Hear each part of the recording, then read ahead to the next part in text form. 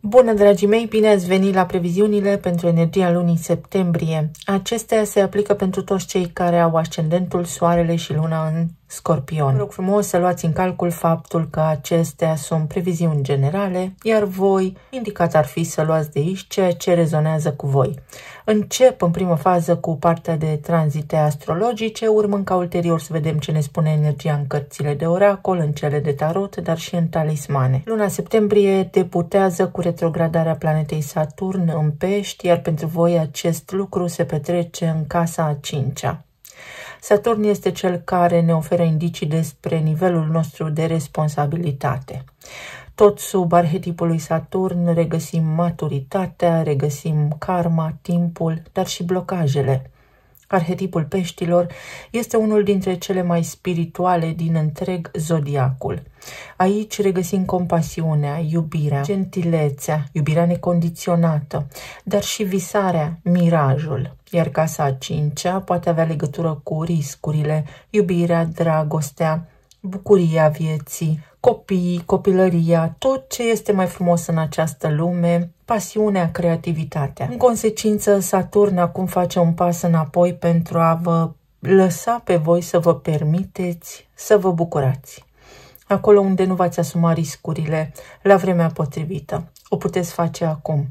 Acolo unde anterior, să spunem, că ați trăit în visare și în miraj, acum puteți coborî cu picioarele pe pământ pentru a lua deciziile importante, necesare vieții voastre. Pentru aceia dintre voi care ați avut relații de iubire și oamenii au fost imaturi sau nu s-au implicat nici emoțional, poate v-au condiționat într-o oarecare măsură, acum puteți clarifica acele lucruri.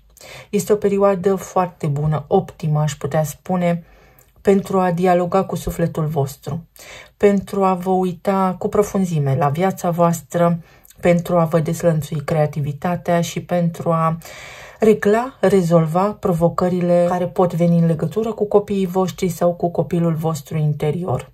Vorbim despre vindecarea copilului interior. În acest sens ne ajută și Mercur, face un pas înainte, iese din semnul jovial al leului și intră în arhetipul Fecioarei, iar pentru voi acest lucru se petrece în casa 11-a. Un viitor mai bun, trebuie să fiu realist, trebuie să-mi asum responsabilitatea asupra propriei mele vieți. Asta spune acest tranzit pentru voi. Fecioara este realistă, organizată, Mercur, planeta intelectului, care aduce o doză mare de logică în tot ceea ce facem. Casa 11 are legătură cu idealurile, cu moștenirea, cu ce lăsăm noi în urmă, cu faima, cu recunoașterea, cu prietenii cei mai buni, anturajul, dar și viitorul.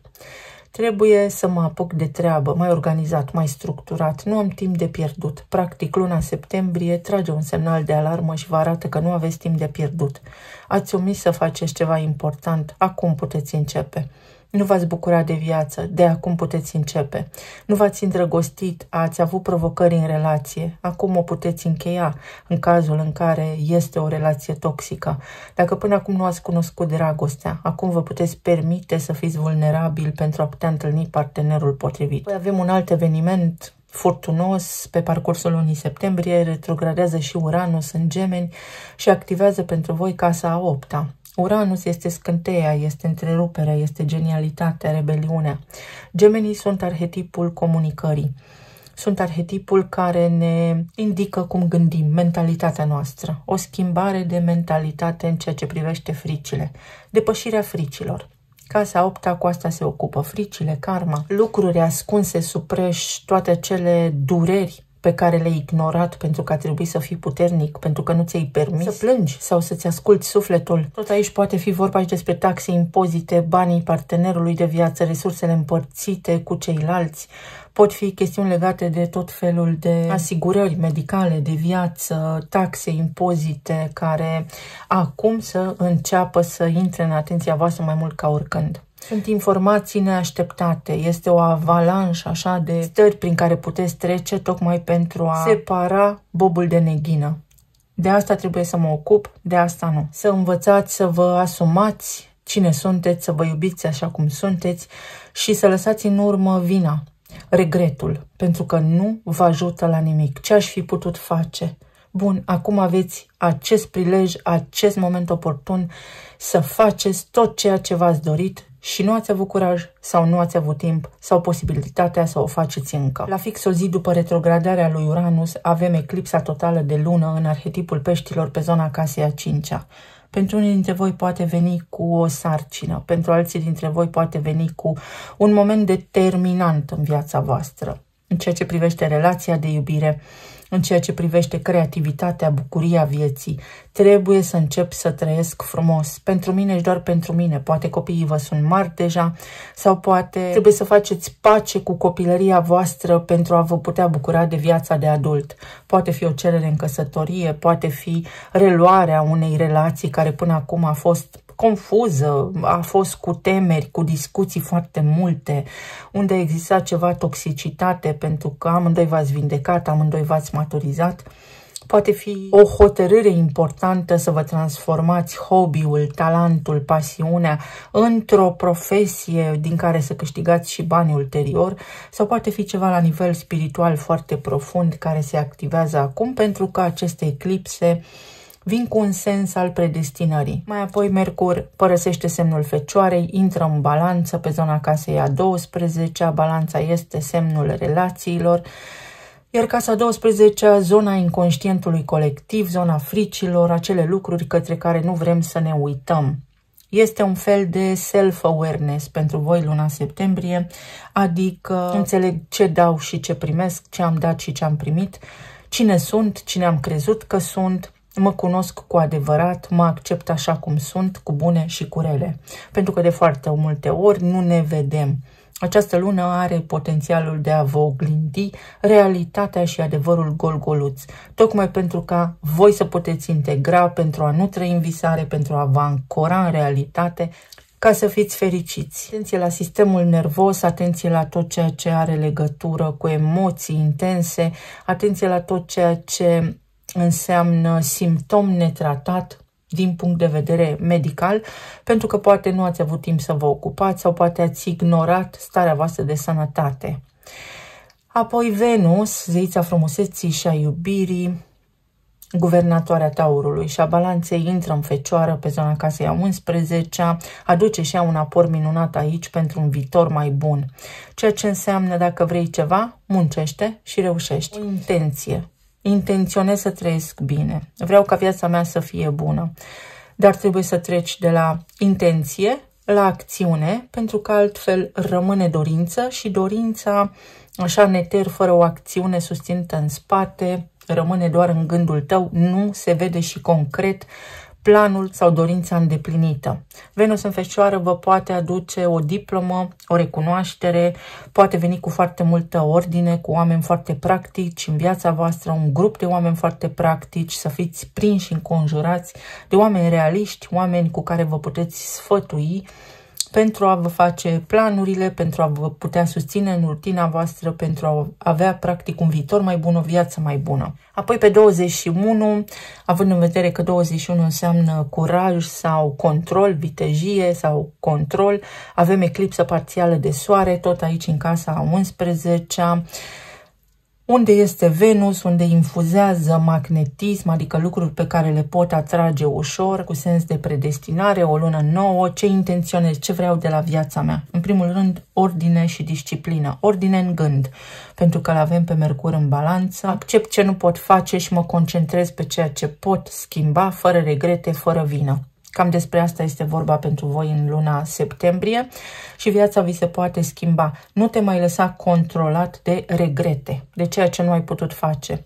Curaj, înaintează, pentru că această eclipsă din Fecioară îți poate deschide calea către tot ceea ce îți dorești tu, tot ceea ce ți-ai dorit tu până acum și nu ai putut face. Apoi soarele intră în Balanță, activează casa a 12-a, aduce lumină aici, pe zona inconștientului, pe zona fricilor, pe zona nevăzută. Practic, se face lumină, capeți o vizibilitate mai mare asupra îndoielilor, se clarifică niște situații, poate în ceea ce privește relația, poate în ceea ce privește ceva ce implică legea, justiția și are legătură cu străinătatea, poate reglezi, echivalezi, pe de o parte niște studii, pe de altă parte niște acte pentru pensionare, pentru a beneficia da, de niște venituri care îți sunt datorate și în aceea zi Marte își schimbă semnul, iese din balanță, unde l-ați avut pe casa a 12-a și poate va obosi puțin în ultima perioadă, nu prea ați avut chef să faceți mai nimic, intră în Scorpion pe casa 1.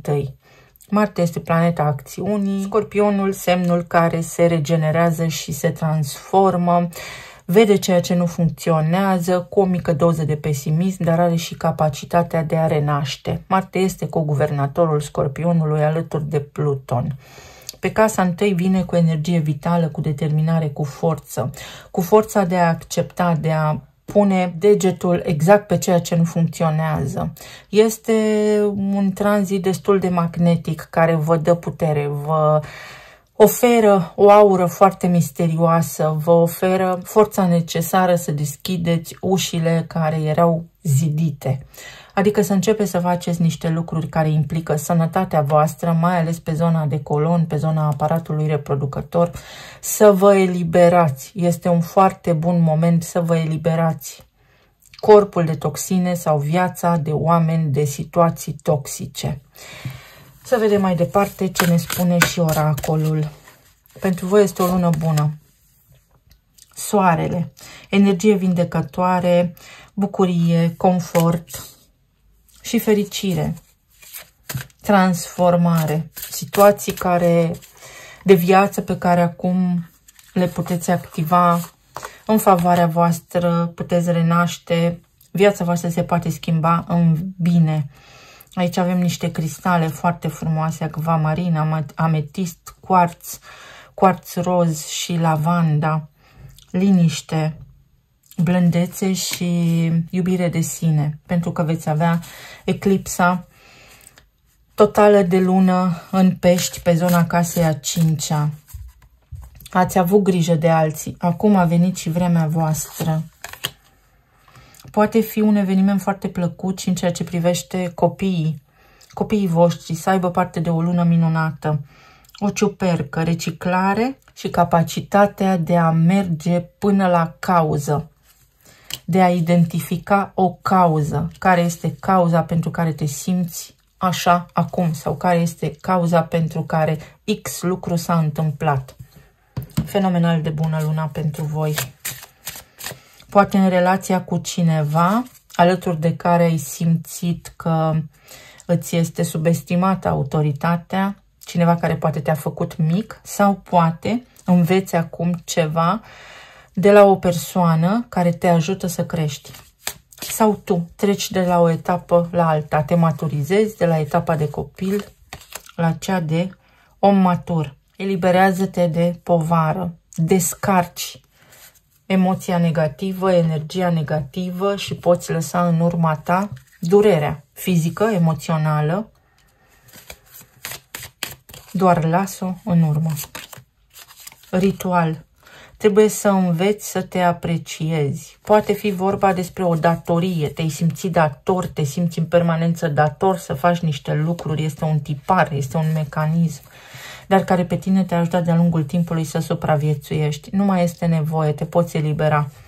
Lasă acea mașină, acel vehicul, acel tren să fie condus de specialiștii potriviți. Nu este rolul tău. În această lună Scorpionul își găsește locul sau și îl poate găsi dacă lucrează la asta. Avem leul, casa a 10-a, recunoaștere. Pentru unii dintre voi poate fi pensionarea. Poate fi o căsătorie, schimbarea numelui de familie sau poate fi modul în care ceilalți te văd. Pajul de bâte, îndrăgostiții,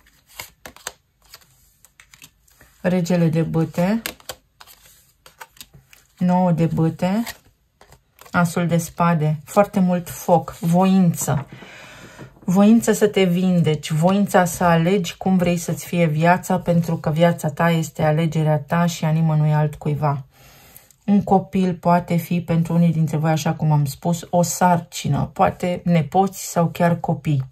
Pentru alții dintre voi poate fi acel moment în care iei o hotărâre, te deschizi unei relații de iubire sau ajungi la concluzia că relația aceasta ți-a făcut mai mult rău decât bine și începi să comunici asta. Trebuie să exersezi iubirea de sine, să începi să exersezi iubirea de sine. Pentru alții dintre voi poate fi o promovare la locul de muncă, un act oficial care se semnează, să reușești să semnezi ceva ce ți-ai dorit. Poate fi vorba despre o însănătoșire sau despre claritate, luciditate la nivel de sistem nervos. Acolo unde poate anterior ai avut niște răni, niște simptome, acelea pot dispărea printr-un tratament care începe să dea roade. Îndrăgostiții vin cu echilibru. Pentru a te putea echilibra trebuie să vrei, trebuie să începi, trebuie să încerci cu foarte mult curaj. Nu te mai lăsa condus de modul tău de a fi, pentru că modul tău de a fi nu este autentic. Cunoaște-te pe tine însuți sau însăți. O intenție a cuiva care este nerăbdător și începând cu această lună septembrie nu se poate abține să declară ceea ce simte sau, în sfârșit, purtați o discuție cu cineva important din viața voastră și aflați adevărul după mult timp. Atenție la coloană și la musculatură. Regina de spade aduce lumină, avem tranzite în balanță pe zona casei a 12-a. Nu este nevoie să dovediți nimănui nimic, este de ajuns să știți voi pentru a putea hotărî. Nu trebuie să arătați oamenilor că aveți dreptate sau nu trebuie să ascultați oamenii care operează, funcționează din prea mult orgoliu. Se poate lămuri o situație, o luptă pentru putere, se poate aplana un conflict. Pajul de monede, de la vorbe la fapte, de la intenție la acțiune. Foarte bună luna pentru voi, însă vi se spune să nu fiți emoționali, ci realiști. O decizie realistă. Unii dintre voi veți avea de ales pe zona locului de muncă sau între două lucruri, două case, două situații diferite, dar în egală măsură, sub o formă sau alta, asemănătoare. Este vorba despre o decizie, despre, mai ales pentru doamne, a lăsat deoparte arhetipul lui Superman. Voi sunteți femeia fantastică, nu Superman. Adică fiți în energie feminină, blânde, și veți vedea că toată realitatea voastră se schimbă. Pentru alții dintre voi este un moment important în care trebuie să luați niște decizii financiare și trebuie să vă informați. Este un specialist aici cu care puteți discuta în cazul în care sunteți confuzi, cereți sfatul unui om avizat pentru că îl veți obține, puteți face niște calcule care vă duc către rezultatul dorit. Pentru alții dintre voi este o situație care vă apasă în ceea ce privește echilibrul, armonia casei, pe care de asemenea o puteți atinge. Acea armonie se poate atinge printr-un discurs, printr-o discuție sinceră. Aici este o discuție sinceră cu cineva. 9 de monede, independență financiară și capacitatea de a face bani, de a pune bani deoparte, de a achita niște taxe, datorii, impozite, pensii alimentare. Poate fi pentru aceia dintre voi care sunteți în căsnicii și relația voastră merge bine, vorba despre faptul că partenerul vostru este puțin obosit, destul de deconectat așa, dar veniturile sale cresc și voi acum puneți în balanță, în echilibru, dacă să fii mereu plecat, să fii mereu pe drumuri, să lucrezi doar pentru bani, este totul în această viață, pentru că trebuie hrănit sufletul cu eclipsa în Pești.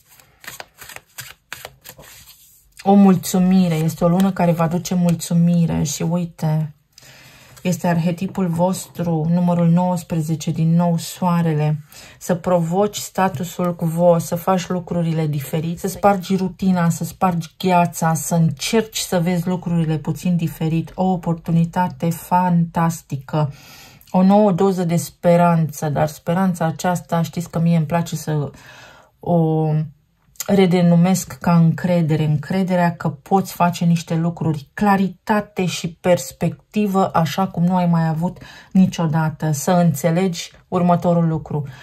Prezentul de acum, momentul în care eu vorbesc, a fost trecutul de acum o secundă și este trecut pentru viitorul de peste o secundă. Totul se petrece acum. Ce ai avut și ce ai pierdut, nu regreta, nu te simți vinovat, mergi înainte și fă pace, crești, pentru că vei crește frumos. La nivel financiar, o lună foarte bună, o lună în care îți poți cumpăra niște lucruri, poți face o investiție, poți semna un contract de muncă, poți câștiga într-o instanță în cazul în care ai procese pe rol. Poți aduce armonie și în legătură cu partenerul de viață cu care să spunem că ai fost destul de tensionat în ultima perioadă, poate v-ați cam certat, v-ați cam rănit reciproc, acum se poate produce o împăcare, puteți avea o lună mai relaxată, mai liniștită, în care fiecare dintre voi doi, tu și partenerul tău, vă vedeți de treburile voastre. Să vedem ce ne spun și talismanele.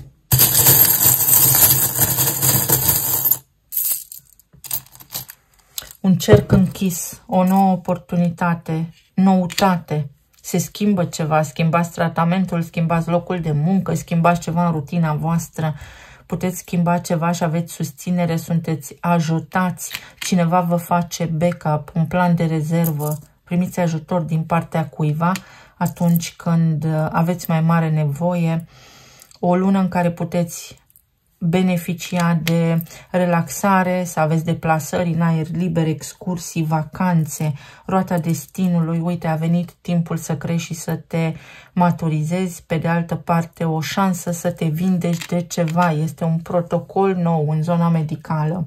O situație care cere un rezultat final. Capricornul, responsabilitatea.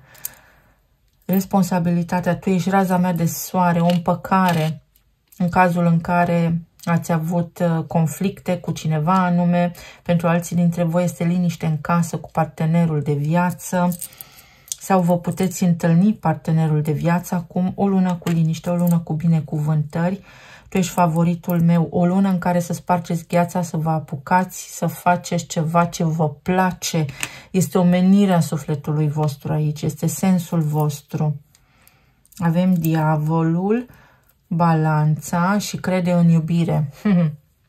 Pentru aceia dintre voi care ați trecut prin diverse situații, prin diverse relații, eliberați-vă, tăiați corzile, dați-le drumul, pentru că nu faceți decât să vă hrăniți cu veninul regretelor, iar asta nu vă ajută, vă îmbolnăvește. Luminați-vă mintea, permiteți-vă să iubiți și să fiți fericiți. Pe de altă parte, este un câștig într-o legătură, într-o dinamică cu autoritățile.